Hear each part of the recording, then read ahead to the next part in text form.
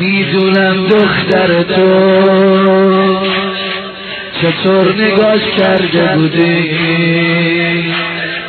فقط میگم که با چشات انگار صداش کرده بودی. میخوام بگم تو خرابه سکوت غمباری نشست،